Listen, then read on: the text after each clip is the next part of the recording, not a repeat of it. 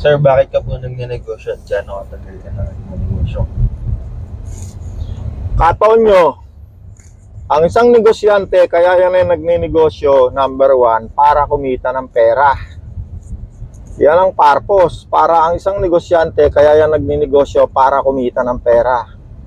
Kasi, kung hindi yan kikita ng pera, hindi malulugi yan. O kaya naman, kung puro ka bigay, puro ka ganito, ang dapat tayo mo, hindi negosyo. Dapat mo itayo yung, ano tawag dito? Charity. Yung charity. Alright, ngayon, ako nagninegosyo ako dahil sa number one, makapagbigay ng maraming trabaho sa mga tao.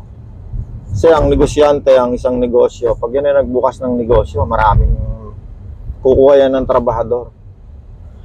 So, number one, nakakapagbigay ka ng trabaho.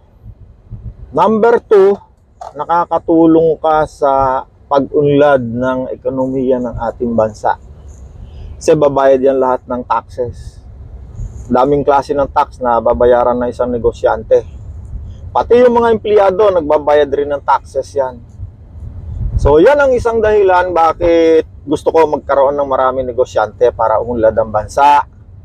Maraming tao magkaroon ng trabaho.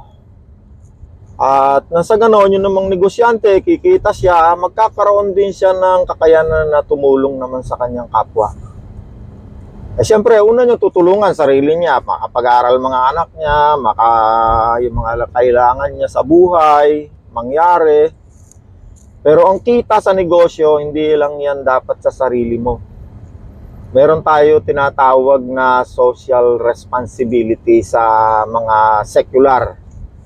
Pero tayong mga Kristiyano, ang negosyo, pag yan itinayo mo, wag mong aariin. Kasi pag inaari mo yan, ang mangyayari sa'yo, yayabang ka, tutulis ang nguso mo, mag-aakala ka na ikaw ay magaling, matalino. Pero sa totoo lang, sa aking karanasan, ang pagninegosyo ay pag-aari ng Diyos.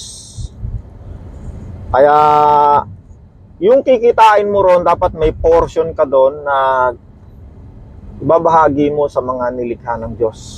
Yan, lalo na sa mga gawain ng Diyos. Diyan. Ibahagi mo yung kikitain mo dyan. At sigurado, pagkasama mo ang Diyos, di siyempre, ang Diyos ang magpapala sa iyong negosyo. Amen? Amen. O gaano na ako katagal nagninegosyo? Kung gaano ka katanda, ilang taong ka na ba, Katonyo? 24. 24 plus yung panganay ko, 5, si Nikki Merla, 30 plus na yata ako nagninegosyo. So, nag-i-enjoy ako sa aking ginagawa. At the same time, kumikita ng pera. At the same time, merong 200 mahigit na mga empleyado na tatrabaho. Kakabayad tayo ng tax sa gobyerno, munlad ang bansa natin. Mga tao naman, nakakaroon din ng trabaho, napapag-aral mga anak nila, nakakaraos sa araw-araw. Yun, masayang-masaya na ako ron. God is good! Hallelujah!